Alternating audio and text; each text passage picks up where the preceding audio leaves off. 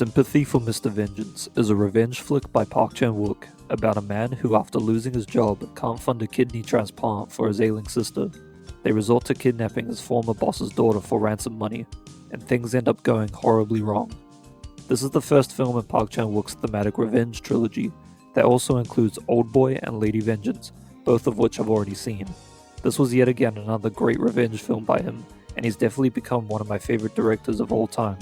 In my eyes, he can do no wrong when it comes to making great films. This film is gritty and unapologetic, like his other films, whilst also containing some masterful camera work and acting. I loved Song Kang-ho in this film. Every film I watch this dude in, I end up loving because he's just that good. Park Chan-wook is the master of violence, with there being some great effects used throughout the movie. This is a film where there are no heroes or villains, it's just people trying to survive. Revenge is messy, and that's what makes the film so captivating from start to finish.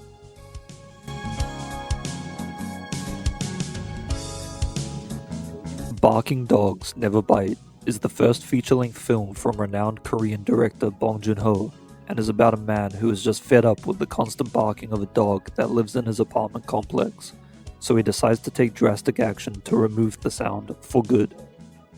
This was a great watch. It's a little rough around the edges as this is his first film, but you do get to see glimmers of the greatness that would come to fruition in his later films. This film is also just really funny. Bong Joon-ho to me really understands physical humor. You can see it in his later films, but it's also present here at the start of his filmography. There's some really good scenes in here that I loved. I felt that the ending wasn't as satisfying as it could have been, but it didn't distract from me having a fun time with this. In a weird way, I kind of felt sympathetic to the main character, as I also live next to a dog that will not shut up. Would I go to the lengths that this guy goes to though? Probably not.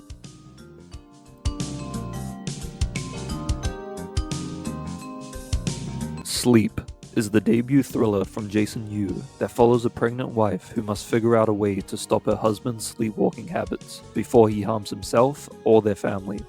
This was an amazing debut film, with strong camera work and a great story idea that makes the film such an interesting watch. Our main couple steals the show. I especially loved the scenes of humor and levity that made me really care for the characters even more once shit eventually hits the fan. The theming was amazing, of this young couple who are new parents helping each other work out their problems, mixed in with the sleepwalking aspect, was really good. For being labeled as a horror though, I didn't find it all that scary. I thought the idea of sleepwalking and doing things without consciously knowing you're doing those things was a horrifying idea, but the execution didn't really leave me afraid. Even despite that, it was a really entertaining watch, and well worth the 95-minute runtime. The final act I felt really delivered here. I was pleasantly surprised by this, and it ended up being one of my favorite watches of this month.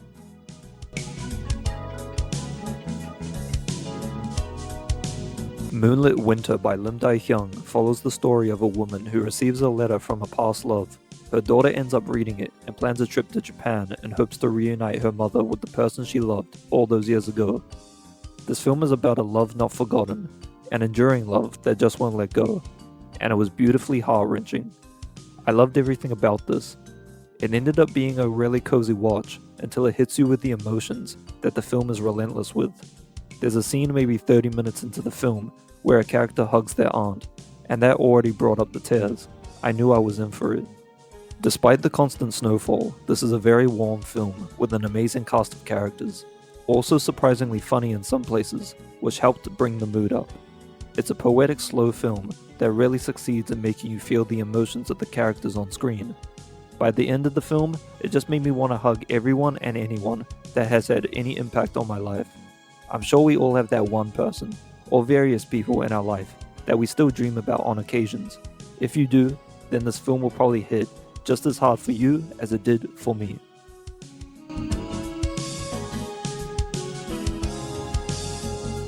Broker is a Korean film by Japanese director Hirokazu Koreeda, and it's about a man who's in debt, a man who works at a baby box facility, and a woman who can't take care of her baby due to various circumstances. They travel across South Korea to find someone who will buy and take the baby from them. Meanwhile, two detectives are tracking them down. I thought it was alright. It didn't blow me away, but I had a decent time with it. This was quite a slow burn of a film, but there were some great moments sprinkled throughout that kept pulling me back in. One thing I will say about this film is that I love how it sounded. Not necessarily the music, but the sounds of rain, windshield wipers, and the taps of shoes walking across the concrete. It was just something that stood out to me. The film looked clean, and the performances were good. I just thought that the overall emotion of the film didn't hit as hard for me as maybe the film wanted it to. Still, overall, it was a good time.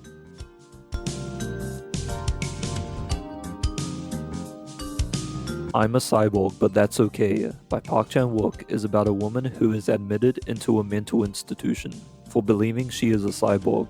She refuses to eat human food, so other patients aim to help her and have her eat real food. This was a crazy watch, even by Park Chan-wook standards.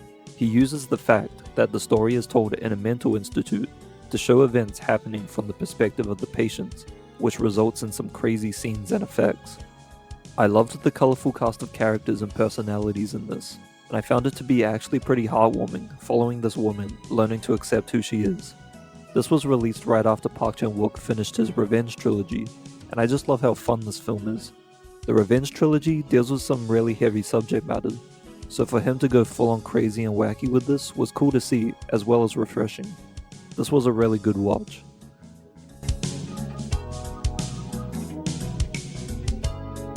The Wailing is a film by Na Hong-jin that takes place in a small Korean village. A stranger arrives in the village, and soon after, a sickness starts spreading. Deaths and strange occurrences start to happen. Our main character, a policeman, must now solve this mystery in order to save his daughter. This was really great. This film is able to blend horror, comedy, mystery, and the supernatural amazingly well. That made for a real satisfying and enticing watch. All these elements were able to work together because of our two main stars, the dad and his daughter. The emotion of the dad trying to save his daughter no matter the circumstances, and the great performances by both, made me really feel for these characters. It was also surprisingly funny in some places. The effects too throughout the film looked great.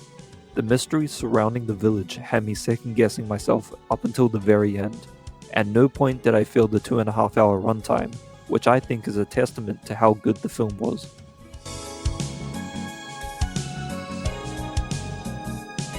Thirst is the third and final film of Park Chan-wook's that I watched this month. This film also stars Song Kang-ho as a priest this time, who volunteers for an experimental procedure that could lead to a cure for a deadly virus. Things go wrong for him as the procedure changes him. Now he is torn between his faith and sinful pleasures. This is Park Chan-wook's attempt at a vampire film, and it's pretty good. I found the performances in this to be pretty great, and I can't go wrong with a film helmed by Park Chan-wook himself. This film did start to lose me, however, from the midpoint till near the end. I really did start to feel its near 2.5 hour runtime, unlike The Wailing. It got to a point where it felt like he didn't really know how to end the film. It felt dragged out near the end. The way he did eventually end the film though was great. That final scene on the cliffside was perfect. Despite being a bit messy, it was still a great time.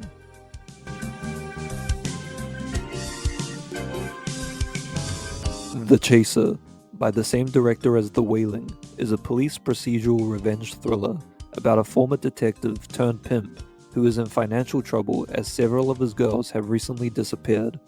Whilst investigating the disappearances, he finds that all of them were called by the same client, and one of his girls is currently meeting that client right now. South Korean directors really know how to make revenge films, because this was great. The Chaser is up there with some of the best. It reminded me a lot of Memories of Murder and Oldboy, which are two movies that I love. Like The Wailing, I also found this film pretty funny in some places, but the comedy never distracts from the seriousness of the subject matter. I thought it was really well balanced. I also enjoyed the main character. Although he's not the best guy around, he really makes an effort to redeem himself throughout the film, which made me really like his character by the end. The story and the rest of the characters remained intriguing throughout, and I ended up really enjoying this. It became another of my favorites from this month.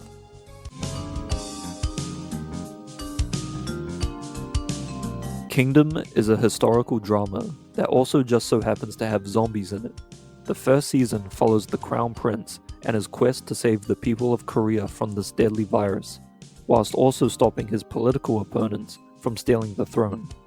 Technically, this show looks stunning. The sets and costumes, and especially the scenes at night with the zombies, looks amazing. Trying not to spoil anything, I love how this series purposefully withholds information from the viewer, which leads you to asking questions and making assumptions, and just when you think you know something, they switch it up on you. It keeps the story intriguing and enjoyable. I especially loved the last episode with its twists and turns, which led me straight into watching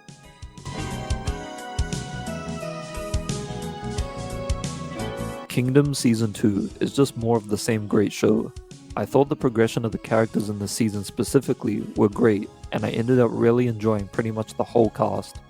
We get to learn more about certain characters in the season, as well as more information about the virus, which is still intriguing as ever.